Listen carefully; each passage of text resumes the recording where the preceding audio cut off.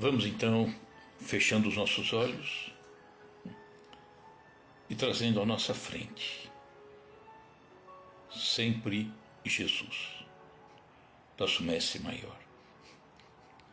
Agradecemos a Ele pela mensagem que deixou há 2000 anos, mas mensagem que continua nos deixando sempre. Mas hoje vamos falar de Jesus e as famílias. Por quê? Porque, infelizmente, uma boa parcela das famílias deixou um pouquinho de lado a mensagem de Jesus. A mensagem tão importante para que todos nós caminhemos da melhor forma e que possamos auxiliar a nossa humanidade, a nossa sociedade a ficar melhor, menos doente. Precisamos então ensinar os nossos filhos para que eles cresçam dentro de um entendimento bem condizente com a mensagem de Jesus. A honestidade, a simplicidade, o amor, a fraternidade, a caridade, e vai por aí afora. Mas muitos lares nem falam de Jesus, nem falam dessas virtudes que precisamos buscar e colocar em prática na medida em que podemos, porque todos nós ainda carregamos dificuldades. Mas precisamos crescer.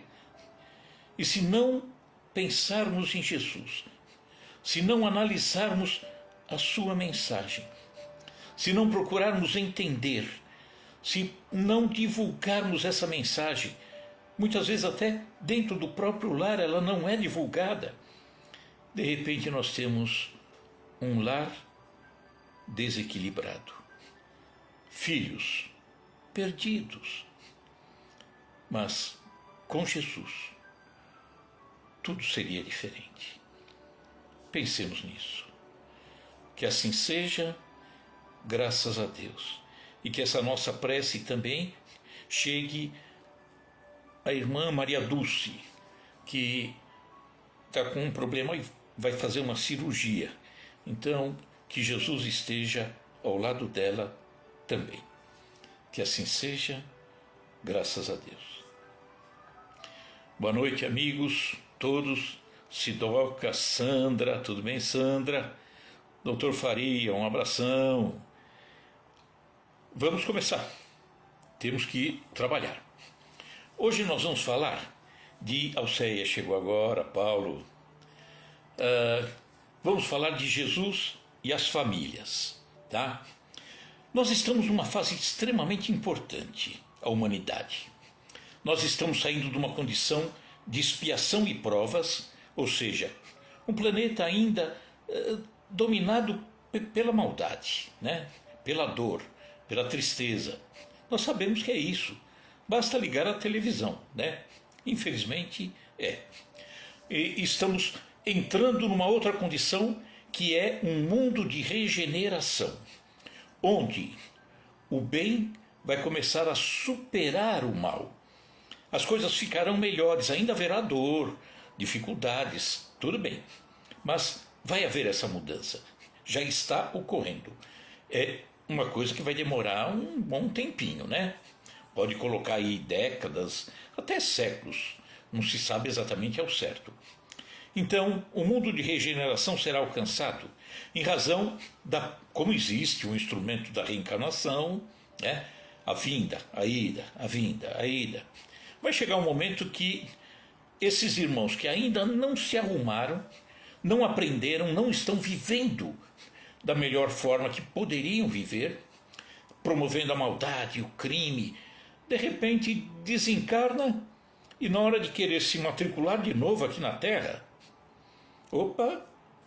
desculpa, você vai para um outro local, né? O pai nunca fecha as portas para os filhos, por pior que sejamos, sempre teremos oportunidade, só que muitos não terão oportunidade aqui na Terra, irão para um planeta, um local em condições inferiores à Terra, e tem aquele ditado que diz que em terra de cego quem tem um olho é rei.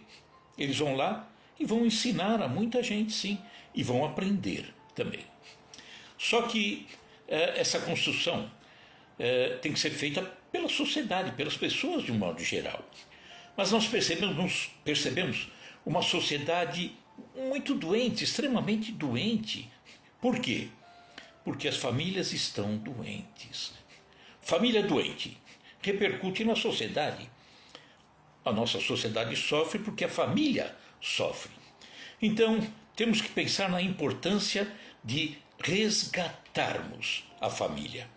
É fundamental resgatar a família para que ela proporcione uma boa condução aos espíritos que vêm reencarnando. Então, como pais, cada um de nós, a melhor condução, a melhor orientação para os nossos filhos é falar para Deus dos nossos filhos e falar para os nossos filhos de Deus, de Jesus, para que possamos todos nós crescer. No livro O Consolador, ditado por Emmanuel, aquele que foi o mentor de Chico Xavier, e psicografado pelo próprio Chico, o livro O Consolador. Na questão 110, ele fala exatamente da importância do lar.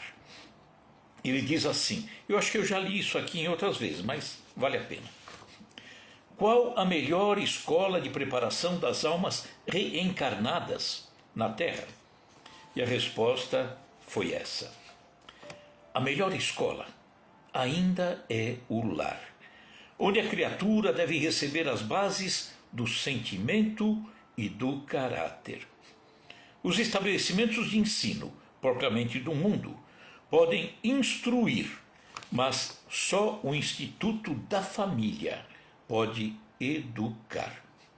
É por essa razão que a universidade poderá fazer o cidadão, mas somente o lar pode edificar o homem. Na grandiosa tarefa de cristianização, essa é a profunda finalidade do espiritismo evangélico, do espiritismo, no sentido de iluminar a consciência da criatura, a fim de que o lar se refaça. Ele usou a palavra refaça. Por quê? Porque estava se desfazendo. E ainda está, talvez até com maior intensidade. Então, resgatar o lar, trazer a mensagem edificante do alto para dentro do lar, para que ele se refaça, que passe a existir o amor, o respeito.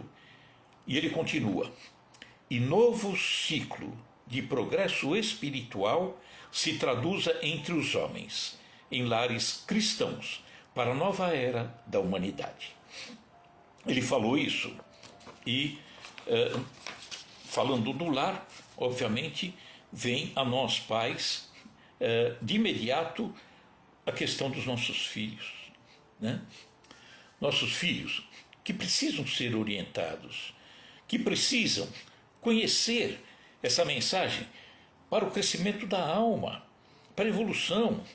Isso não podemos abrir mão de forma nenhuma, porque esses filhos dependem muito de nós. E eu vou ler aqui um trechinho que é atribuído a José Saramago. Ele diz assim, quando falamos em filho, normalmente imaginamos que o filho é nosso. Vamos ver no finalzinho. Filho é um ser que nos foi emprestado para um curso intensivo de como amar alguém além de nós mesmos. Quebrando o egoísmo. Quando nós temos o filho, pensamos mais nele do que em nós mesmos. Continua Saramago. De como mudar nossos piores defeitos para darmos os melhores exemplos. E de aprendermos a ter coragem. Isso mesmo. Ser pai ou mãe, ele disse, é o maior ato de coragem que alguém pode ter, porque é se expor a todo tipo de dor, principalmente da incerteza de estar agindo corretamente, e do medo de perder algo tão amado. Está se reportando ao filho, né? Perder o filho. Mas depois ele complementa, ele corrige. Perder? Como perder? O filho não é nosso. Recordam-se? Foi apenas um empréstimo de Deus. Então, quando nós temos algo que é nosso, né? Eu até posso usar da maneira que eu queira. Meu automóvel, né? Se eu quiser cair no buraco, sei lá, fazer qualquer coisa, eu faço, é meu, né? O meu trabalho propiciou aquele carro, azar meu, vou ter que mandar consertar, tudo. Mas se eu pegar o seu carro emprestado, eu tenho que ter todo o cuidado do mundo, porque você me emprestou. E como me emprestou, eu tenho que te devolver. Mas tenho que te devolver em ótimas condições, da maneira como eu recebi, ou até melhor, né? Então nós temos que ter esse cuidado, né? O filho não é nosso. Precisamos cuidar e cuidar muito. Então, a melhor referência para esse trabalho é a gente buscar o ensinamento do mestre, né? Jesus. Então, antes de Jesus, os princípios seguidos pela humanidade eram graves, né? Eram violentos. Israel, falamos aqui outras vezes, as leis mosaicas eram extremamente severas, eram duras. Quando se cometia um ato pesado, havia punição, né? Mas não era exatamente uma punição, não era bem exatamente justiça. Cometia-se um ato e devolvia-se na mesma medida para o infrator. Então, não era justiça, era vingança. Vingança. E não era, a preocupação não era naquela época o educar, o corrigir, o encaminhar, orientar, né? Então já partia-se para pancada, né? Mas a humanidade precisava de novos rumos, uma nova direção, porque da forma como era, a justiça ser uma vingança, o homem não evoluía, ele não pensava muito em amor, não. Então mudou-se tudo a partir de Jesus. Aí a coisa mudou. Há 2000 anos o mestre vem. Aquele que vem para colocar as coisas no eixo. Ele que veio dizer que ele não vinha destruir aquela lei, a lei mosaica. Não, ele vinha dar sentido, né? Então, um sentido através do amor, porque Jesus nem trouxe o amor, ele é o amor. Então, a partir dele, a ética, os princípios de conduta precisariam tomar um novo rumo. Ele deixou o ensinamento, caberia a nós aprendermos. Tem um ditado que diz que entre o instrutor, é aquele que ensina, e o aprendizado, tudo depende do aprendiz. Se o aprendiz quiser aprender, vai aprender. Se não quiser aprender, esquece, não vai, né? Então, a partir de Jesus, tudo foi preparado para que se tivesse um novo rumo, mas contando com a vontade do ser humano, a participação, o amor e o respeito ao próximo.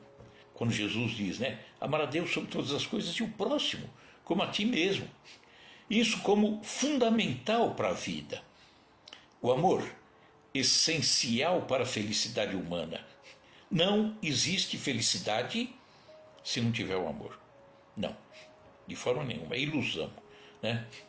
Então, Jesus vem há 2000 anos e substitui a lei de Talião pelo amor e o perdão. Talião. Aqui alguém já ouviu falar do Talião? Ele é tão conhecido, né? Todo mundo conhece a lei de Talião. Talião não foi uma pessoa, não. Talião vem do latim talio, retalhar, cortar. Vê que quando a gente está mexendo numa faca, puxa, eu dei um talho na mão, né? Então, retaliar, devolver. Lei de talião, que previa dente por dente e olho por olho. Bateu, levou, né? Na mesma medida. Então Jesus vem e substitui. Não, bateu, recebeu, bateu no outro, é o fim do mundo, né? Vai acabar, todo mundo vai se destruir. Então ele vem falar de amor, ele vem falar de perdão. Mas aí as pessoas não compreenderam bem. Quando ele falou, se alguém te bate na face direita, dê à esquerda, né? Será que eu vou ficar apanhando eternamente? Não, não é isso. Se alguém te bate ou alguém te insulta, você trata com respeito, com tolerância, mas autorizá-lo a ficar infringindo, te agredindo? Óbvio que não, né? Nós sabemos, até contamos isso no Evangelho, acho que foi no Evangelho do domingo, na nossa fraterna. O dar a outra face não é ficar apanhando, mas é não ter apego às coisas materiais. Exemplo, alguém vem e força você, tem até no trecho do Evangelho, força você andar 1000 passos. Um agressor, 1000 passos, ande 2000. Por quê? Você vai ter chance de conversar, de expor tua forma de pensar, de tentar até auxiliá-lo a dar uma melhoradinha. Se ele quer roubar a tua túnica, entrega o manto. Jesus, asiático, né, que era naquela época, ele usava muito de metáforas. E as metáforas, levadas ao pé da letra, fica muito estranho. Ele pede a túnica, eu dou o manto. Não, ali ele está falando, não tenha apego àquilo. Nós fazemos isso, lembramos ainda no domingo.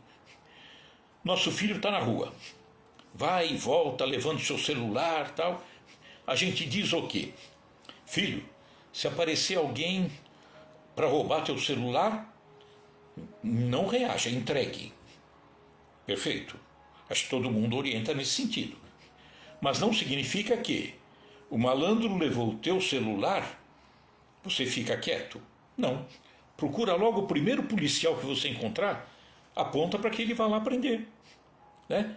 Então, quando ele falou em amor e perdão, ao invés da pena de talião, ele não estava isentando o infrator da punição, mas da punição correta, punição humana. Tem que ser punido. Falhou, fica ali na prisão, encarcerado, não importa, né? Esse Jesus de 2000 anos vem falar que Deus é Pai. Imagina, até então o judeu tinha em Deus uma figura até um pouco violenta, né? Tendenciosa, porque ele pendia para um lado e não pendia para o outro. E aí Jesus vem e diz, Deus é Pai. Possivelmente até inspirado em José, o seu próprio pai. Então Deus é Pai. Se é Pai, Ele nos ama, né? Jesus vem falar de amor, vem falar de caridade, vem falar de fraternidade. Jesus, um sábio, grande sábio, um mestre, um poeta. Jesus era um contador de causos, as parábolas. Que coisa a gente lê e vai tirar tantos ensinamentos daquilo. Jesus era um filósofo. Filosofia é amor à sabedoria, né? Ele era um estrategista do bem. Ele atingia o coração de todo mundo. Por mais duro que a pessoa fosse, Jesus atingia o coração dele. Jesus andava com os necessitados. Jesus nos incentivava a buscar a perfeição que está reservada a todos nós. Seremos um dia perfeitos. Então ele dizia, vocês podem fazer o que eu faço e ainda mais. Faremos sim o que ele faz hoje, ainda mais quando nós estivermos bem lá na frente. Mas aí ele vai estar tão longe, né? Então, deixou Jesus ensinamentos preciosos. Caminho, verdade e vida. E Jesus nos deixa esses ensinamentos. E não só para entendermos que tem só um cunho religioso. Não é. O ensinamento de Jesus é para tudo, todas as situações. Mensagem de Jesus, sobretudo, varou 2000 anos, porque ele foi exemplo, antes de tudo, exemplo de tudo aquilo que ele ensinou. Não tem retoques, não tem retoques. Surge então, a partir dele, essa ética do Cristo, né, levada pelos princípios cristãos. Nós vamos ver que, logo após a sua morte, Pedro e os outros discípulos fundam a Casa do Caminho. Jesus tinha partido, haviam matado Jesus. E os discípulos se reúnem porque as pessoas procuravam orientação. Era o coração começando a falar alto, as pessoas querendo aprender para ensinar os seus filhos, as famílias. E eles criam a Casa do Caminho. É uma casa de assistência. Ali, eles recebiam as pessoas que queriam aprender, as pessoas que procuravam uma cura, as pessoas que queriam trabalhar.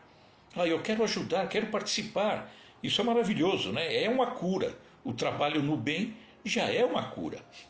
Então, nós vamos ver que essa mensagem de Jesus começa a entrar em todos os lares que buscavam realmente compreender a mensagem dele. Vamos ver, por exemplo, apóstolo dos gentios, Paulo de Tarso, que não conheceu Jesus. Em vida ele não conheceu, né? Mas ele aprendeu na Casa do Caminho, ouvindo os membros da Casa do Caminho, e sobretudo Estevão.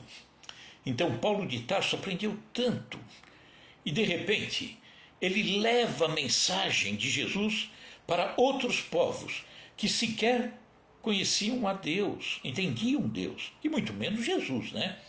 Não entendiam Deus e não entendiam, portanto, Jesus. Paulo vestiu tanto essa mensagem, que levou para vários e vários locais, e ele dizia assim, né, levando essas diretrizes para os gentios. Gentios eram os pagãos, tá? Ele diz assim: não te deixes vencer pelo mal, vença o mal com o bem. É dar a outra face.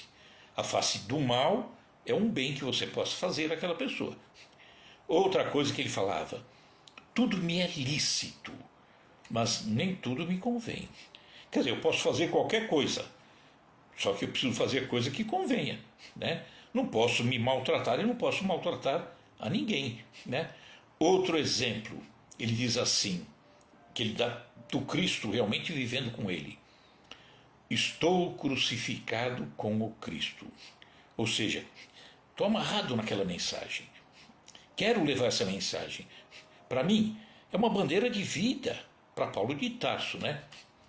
E aí ele diz assim: já não sou eu mais quem vive, é o Cristo que vive em mim. Então, imagina como que devia ser Paulo de Tarso, né? Ensinando as pessoas, adotando as pessoas como se fossem seus filhos, a sua família. Nós estamos falando de Jesus nas famílias. Isso que é necessário, né? Só que a humanidade há 2000 anos não compreendeu bem o mestre. Alguns sim seguiram, mas a maioria não acompanhou tanto. Então, poucos mudaram o seu comportamento, a sua forma de viver. Só que o que entristece um pouco, isso acontece e acontece muito ainda nos dias de hoje. Por quê? Porque fala-se muito dele e pouco se faz, e pouco se vive nos seus ensinamentos. Jesus, Jesus, Jesus, mas e a tua vida, como que é? O que você tem plantado ao longo do caminho? Estou falando tanto de Jesus e estou deixando, por exemplo, os meus filhos abandonados numa orientação melhor. Estou esquecendo deles? Mas eu preciso amar o próximo. O próximo mais próximo está aí na tua casa, está aqui na minha casa. Então, Muitos falam muito de Jesus, mas pouco fazem, pouco se comprometem, né? Nós vemos ainda em pregações que aparecem, né, por aí, quantas pregações, às vezes, não querendo julgar, mas parece que um pouquinho vazias quanto às boas intenções, né? É meio complicado. Quantos seguidores do Cristo desinformados. Não, eu sigo Jesus, mas tão desinformado, tão sem interesse. Parece que segue Jesus quando está num determinado ambiente. Em outro ambiente, aí deixa correr, né? E não, Jesus é para ser levado em todos os locais, começando pelo lar, pelos filhos. Então, precisamos rever essa mensagem de Jesus. Por que rever? Porque a mensagem dele, ao longo de 20 séculos, ela foi mexida, ela foi um pouquinho manuseada, ficou com entendimentos ali que não eram exatamente o entendimento de Jesus. Continuou, por exemplo, até porque ele também não poderia mudar bruscamente tudo. Um entendimento milenar, ele não conseguiria passar uma borracha e colocar um entendimento, às vezes, tão diferente, tão contraditório àquilo que era do passado, colocar de um instante para outro. Exemplo, naquela época acreditava-se no inferno. Pior que século XXI ainda se acredita. Acreditava-se no inferno. Como jogar fora o inferno? Bom, em algum momento teria que ser jogado fora. E Jesus fala que o Pai não perderia uma única de suas ovelhas. Ele falava, Jesus, que uma mulher tinha 10 dracmas, perdeu uma. Ela não admitiu perder, tanto que ela varre a casa inteira e resgata aquela que havia caído no chão, mas não perdido. Ou seja, olha, o pai não vai perder nenhum de seus filhos. As 100 ovelhas, tem 100 ovelhas, uma se desgarra, o pastor vai correr atrás e traz, e ainda traz nos ombros. Olha que coisa, né? Então, certas coisas ali teriam que ser analisadas, raciocinadas ao longo do tempo, né? Usando a razão e dizer, mas esse inferno não faz sentido mesmo, né? Mas está lá, eu quero entender o que é esse inferno. Então, eu posso entender que existe um inferno nos seguintes moldes. Eu, por exemplo, agredi alguém. Estou me sentindo mal por isso. Não poderia ter feito isso. Aquela agressão que eu fiz a alguém está machucando aqui dentro, está remoendo. Estou no inferno. E agora, eu preciso fazer o quê? Bom, perdão. Ele deixou lá no Sermão da Montanha. Perdão. Meu amigo, me perdoe. Eu não queria ter feito isso. E aí resgato a amizade, me sinto leve, saí do inferno e fui para o céu. Aí dá para entender esse céu e inferno. Então, como era uma alegoria no passado, eu tenho que decifrar as coisas usando o raciocínio. Dentro, sempre, do Espírito de Jesus. Não posso sair dele. Não, de forma nenhuma. Então Jesus, que disse que o Pai não perderia nenhuma de suas ovelhas, não pode ir para o inferno. Nós sabemos que atributos de Deus, onisciência, presciência, sabe antes, aí nos cria para nos mandar para o inferno? Não dá, né? E diz que Deus é bom, nessas condições não seria. Então, nós temos que rever, sim, rever esse ensinamento. E às vezes as pessoas estão preocupadas em virar páginas. Vou pegar lá a minha Bíblia, o Novo Testamento, olho e vou lendo, e vou decorando o número de capítulo, versículo e tal, mas não raciocina.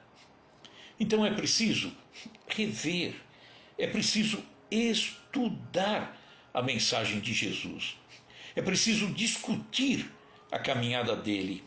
Abre-se um leque fantástico.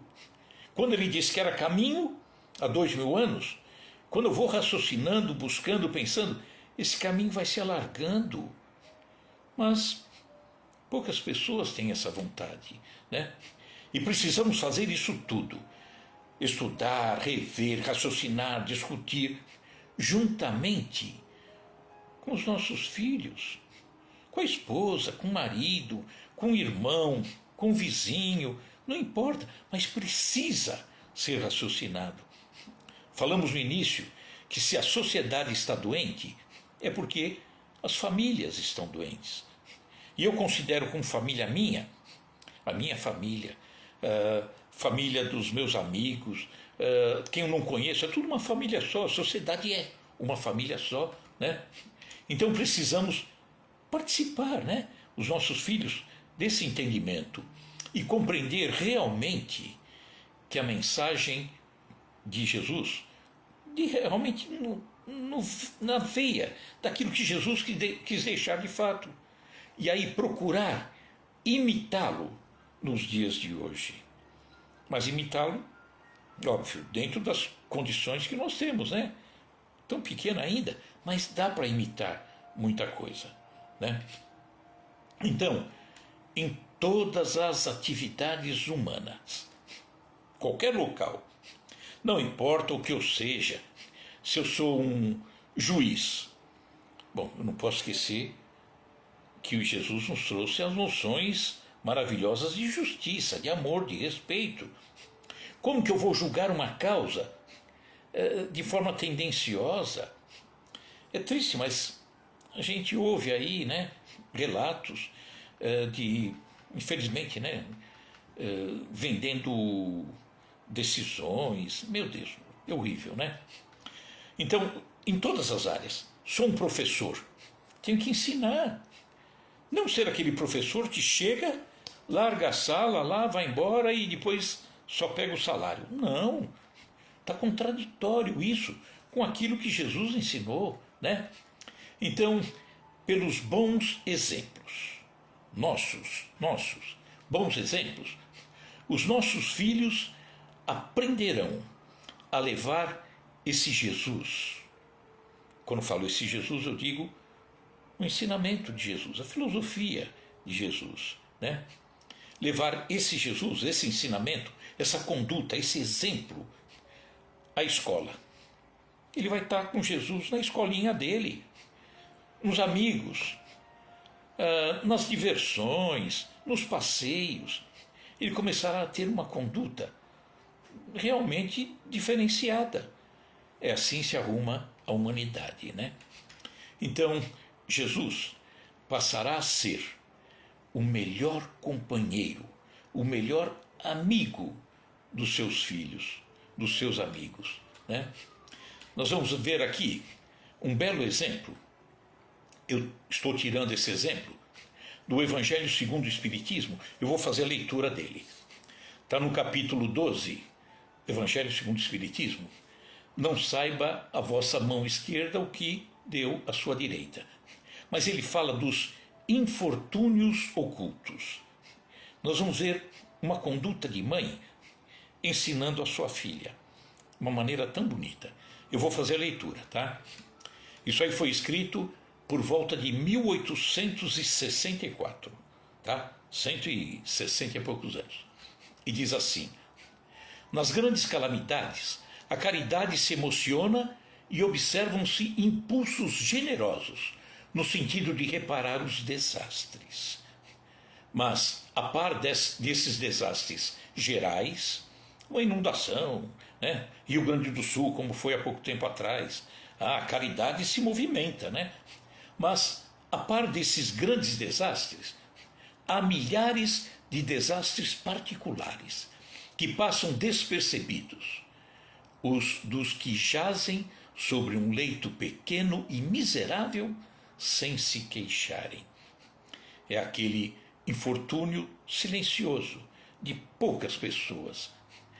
Esses infortúnios discretos e ocultos são os que a verdadeira generosidade sabe descobrir, sem esperar que peçam assistência.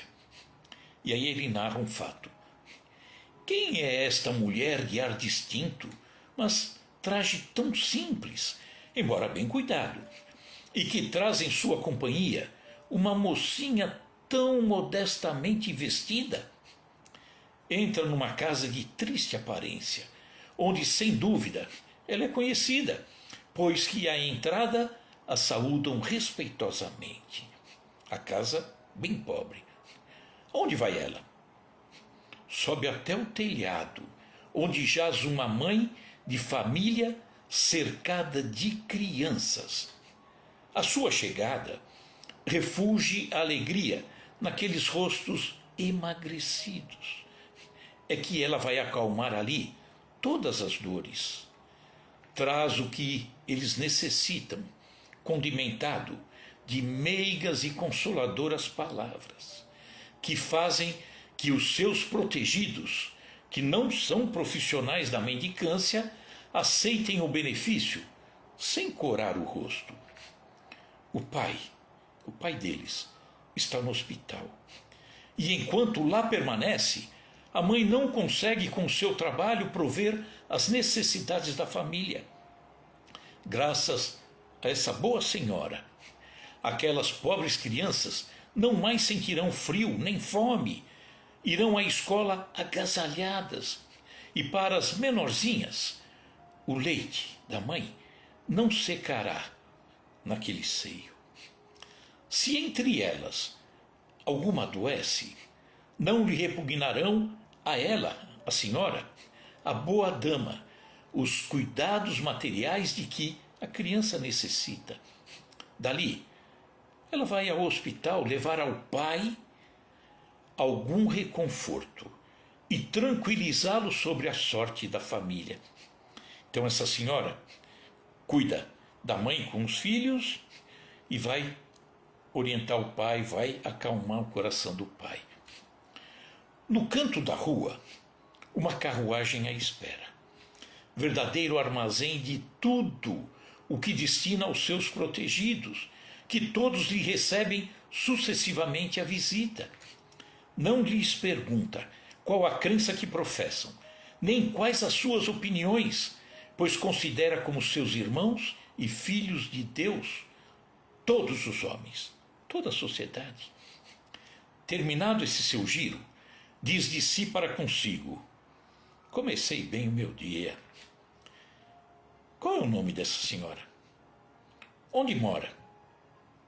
Ninguém sabe, ninguém sabe. Para os infelizes, é um nome que nada indica, mas é o anjo da consolação. À noite, um concerto de bênção se eleva em seu favor ao Pai Celestial. Católicos, judeus, protestantes, espíritas, todos a bendizem. Por que, então, tão singelo traje aquela mulher usa? Para não insultar a miséria com o seu luxo. Ela é rica, né? Por que se faz acompanhar da filha? Aquela mocinha era filha dela. Para que aprenda como se deve praticar a beneficência. A mocinha, a filha, também quer fazer caridade. A mãe, porém, lhe diz: filha, que podes dar quando nada tens de teu? Se eu te passar às mãos alguma coisa para que des a outrem, qual será o teu mérito? Nesse caso, em realidade, serei eu quem faz a caridade. Que merecimento terias nisso? Não é justo. Quando visitamos os doentes, tu me ajudas a tratá-los. Ora, dispensar cuidados é dar alguma coisa. Não te parece bastante isso? Nada mais simples. Aprende a fazer obras úteis e confeccionarás roupas para essas criancinhas. Desse modo, darás alguma coisa que vem de ti. Ela orientava a filha a praticar a caridade dessa forma. Olha que orientação para a filha, né? Acompanhando nesse trabalho que ela faz. É assim que aquela mãe verdadeiramente cristã prepara a filha para a prática das virtudes que o Cristo ensinou. É ela, espírita, católica, evangélica, judia, que importa? Não importa, é uma dama. Em casa, é a mulher do mundo, porque a sua posição o exige, ela tem a vida normal. Ignoram, porém, o que faz, porque ela não deseja outra aprovação além da de Deus e da sua consciência. Certo dia, no entanto, imprevista circunstância leva-lhe à casa uma de suas protegidas, que andava a vender trabalhos executados pelas próprias mãos.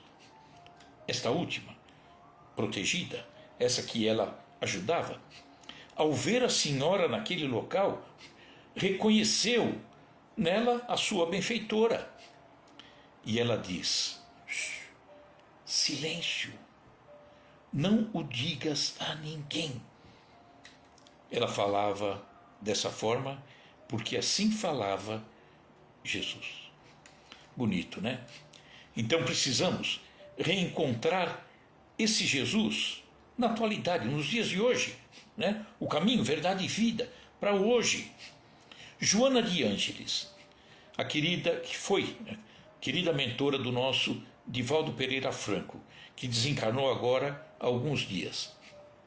Ela dizia, para que a gente realmente compreenda a necessidade de trazer esse Jesus para os dias de hoje, mas levar esse Jesus para todos os ambientes. Ela dizia assim, o espírito de Joana de Ângeles: a humanidade precisa aprender a descrucificar Jesus. Não ter aquele Jesus crucificado. Tem que ser aquele Jesus ativo, aqui dentro, no nosso coração, através dos nossos atos, dos nossos exemplos, em todos os locais. Então, o pensamento, precisamos entender que o pensamento de Jesus é um pensamento atual. O ensinamento dele é atual, né? Um ensinamento que vai muito além do aspecto religioso, só religioso. Então, a filosofia de Jesus não é uma religião. O homem que colocou como uma religião, não, tem um aspecto religioso, mas ela é ampla. Precisamos então analisar os nossos próprios esforços no sentido de mudarmos a cada dia por estarmos absorvendo esse ensinamento para os assuntos da alma. Nada de deixar esquecida a coisa. Não, temos que ir buscar, sim, né? Reconciliar com o irmão, a prática da caridade que vai eliminando o egoísmo, da humildade que combate o orgulho, do desapego que nos livra do apego. Ver então Jesus, um amigo, um irmão, um companheiro. E ver esse Jesus, né, como se ele fosse aquele que está aí sentado aí do seu lado, bem encostadinho, ombro a ombro. E se você tiver alguma dificuldade, alguma tristeza, alguma dúvida, aproveita que o ombro dele está tão encostadinho ao seu. Reclina a cabeça. Reclina a cabeça no ombro dele, né? Então precisamos procurar viver esse Jesus. E é o nosso exemplo que ajudará os nossos filhos, parentes, amigos, enfim, todo mundo, a entenderem quem de fato é Jesus e seguir esses ensinamentos. Então, é o exemplo que damos aos nossos filhos. Isso é que vai ficar ali, fixo, guardado, que não vai escapar. Nós vamos então, para encerrar, falar de um acontecimento de uma pessoa que teve na sua família um exemplo magnífico, maravilhoso, e que levava esse Jesus em todos os locais. Ele era um atleta, corria. Nós vamos ver que o aprendizado ficou consolidado nele, né? Ele era um atleta, acho que o nome da corrida, se não me engano, é cross country. Os corredores correm em pistas improvisadas, né, caminhos, descida, subida na terra, pula riacho, é uma confusão. E acontecia uma corrida oficial na Espanha. E deram a largada, tinha lá um corredor espanhol, que era o corredor da casa, mas um monte de atletas do mundo inteiro. E correndo, correndo, correndo, estava se aproximando o final da corrida. À frente, primeiro lugar, era um corredor africano. E os africanos são formidáveis, né? Uma resistência impressionante. Eu não lembro que país que era, agora eu não lembro, mas era africano. E ele, lá na frente, em segundo lugar, bem atrás, era um corredor espanhol, corredor da terra. Quando o africano se aproximou da linha de chegada, né, ali seria o término da corrida, ele ganharia, ele se equivocou e achou que já tinha cruzado a linha. E foi diminuindo o passo, diminuindo, a ponto do corredor espanhol que vinha lá atrás alcançá-lo. E aí está o corredor africano na frente e o espanhol logo atrás. Vamos fazer uma pausa. Se nós fôssemos o corredor espanhol, o que nós faríamos? Pensou? O africano diminuiu o passo. Eu sou o corredor espanhol, encostei nele. Falta poucos metros para acabar a corrida. O que eu faria? O que você faria? Não sei, cada um responde. Eu vou falar o que o espanhol fez. Ele encostou no corredor africano, botou as mãos nas costas dele e foi empurrando o africano até que ele ultrapassasse a linha de chegada em primeiro. E ele, espanhol, em segundo. E aí vem uma repórter espanhola, né, da terra ali, e nervosa. E olha que uma espanhola nervosa deve ser uma coisa meio perigosa. Ela vem na direção do corredor espanhol com o microfone e pergunta, firme, por que você fez isso? Corredor espanhol, isso o quê? Por que você fez isso? Mas tudo bem, isso o quê? Por que você não passou e chegou em primeiro? Ai, era isso que você achava que eu devia ter feito? Tá. Aí eu subiria no pódio, no ponto mais alto, e o corredor africano abaixo de mim. Mas, minha filha, ele é melhor que eu. A corrida era dele. Ele já tinha ganhado a corrida, só se enganou. Como que eu vou ficar aqui olhando? É uma vergonha, não poderia fazer isso. E depois, no finalzinho, até agora ele falou tudo de Jesus, né? Falou do respeito ao outro corredor, compreendeu a dificuldade dele, foi justo na sua avaliação. Ele falou tudo de Jesus, sem falar Jesus. Olha que interessante. Então ele foi realmente um seguidor dos ensinamentos do Mestre. Mas o desfecho nos explica por que ele era assim. E aí, a repórter ali, sem saber o que responder, ele termina a entrevista dessa forma. Olha, minha senhora, se eu tivesse feito isso que você acha que eu deveria ter feito, eu te pergunto, chegando na minha casa, como é que eu olharia para os olhos da minha mãe? Não precisa falar mais nada. Ele tinha uma família. E realmente aprendeu tudo com a família. E esse ensinamento que esse rapaz nos deixa nesse episódio, nós podemos associar à nossa própria vida. Vai chegar um momento em que a gente vai puxar o carro. A gente vai para o outro lado. Minha mãe está lá do outro lado. Jesus está lá do outro lado.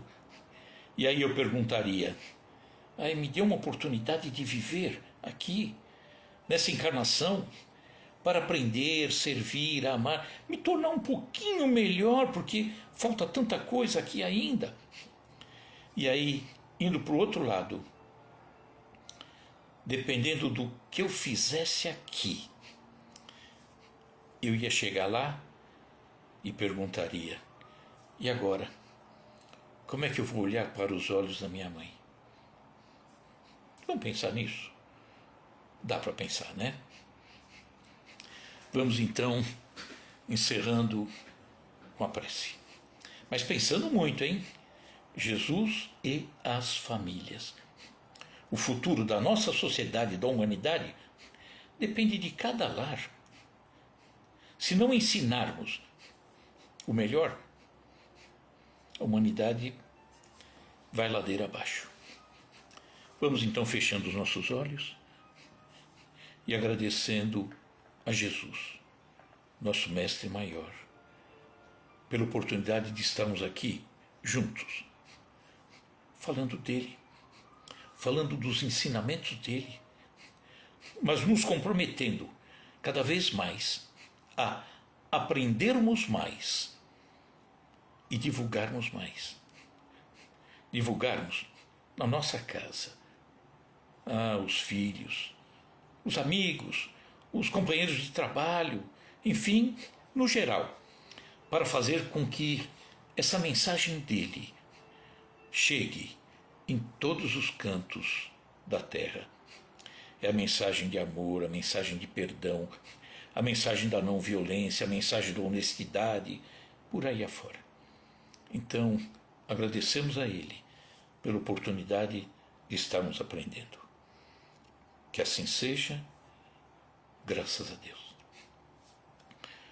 Obrigado a todos vocês. Deixa eu ver aqui. Ô Vera, tudo bem? Sandra, abração em casa. Leiloca Cabral, tudo bem, Leiloca? Sandra Lourenço, isso. Michel, Lucinete, Marcos Roberto, Márcia Farias, Luci, Maria Gelsi, Drix Valeriano, é isso, né? Maria Aparecida Barbosa, Guilherme, tudo bom? Que mais aqui? Agora no YouTube. Alceia, Paulo, que mais estou vendo aqui? João Carlos, gratidão a você, João Carlos, eu que agradeço. Landinha, tudo bem, Landinha? O nome da minha mãe. Alceia, José Faria, Doutor Faria, Marcelo Borges, Velho Almeida, Orlando Paverari. Quem pediu a prece também, Maria Tulsi, né? Vai passar por uma cirurgia. Marcelo Borges, tá? Grande abraço, meu amigo. E semana que vem, novamente juntos. Mas de olho na família, hein? De olho nos filhos. Não deixe escapar, não, tá? Grande abraço, pessoal. Obrigado pela paciência. Semana que vem a gente se encontra de novo, tá? É bom estar com vocês. Tchau, tchau.